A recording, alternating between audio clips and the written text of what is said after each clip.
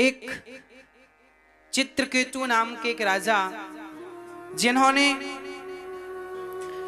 सब कुछ था, चित्रकेतु के पास पुत्र नहीं था। एक संत की कृपा से, एक संत जी से कहा, महाराज बेटा नहीं है, कृपा करो तो बेटा हो। संत ने कहा, राजन तेरी किस्मत में 7 जन्म तक बेटा नहीं है। राजा रोने लगे, महाराज एक जन्म तो काटा कटता नहीं, आपने 7 जन्म की भविष्यवाणी कर दी। क्या करूं, तेरी किस्मत ऐसी है तो मैं क्या कर सकता हूं। महाराज कुछ करो। संत ने भाग्य बदला, एक फल निकाला और कहा, लो अपनी पत्नी को खिलाना, बेटा होगा। मैया जी हो गई पंचायत। अब सुन लो, अब ध्यान दो। चित्रकेतु की किस्मत में बेटा नहीं था, पर संत ने भाग्य बदला और कहा, तुझे बेटा मिलेगा, पर याद रखना सुख और दुख दोनों देगा। राजा बोले, ठीक है।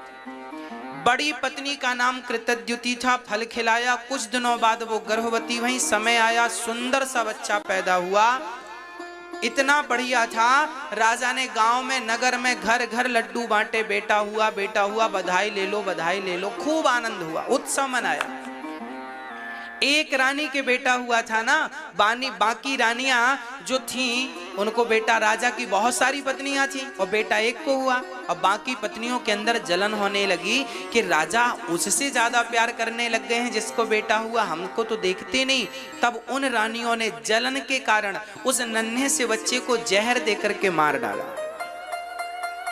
आज लोग इसलिए दुखी नहीं है कि हमारे घर खाने को नहीं है, दुख इस बात का है कि पड़ोसी 56 प्रकार का क्यों खा रहा है। दूसरों का उत्कर्ष देखकर, दूसरों की उन्नति देखकर लोग जले जा रहे हैं, मरे जा रहे हैं, परेशान हैं। यही इनके दुख का सबसे बड़ा रीजन है, कारण है।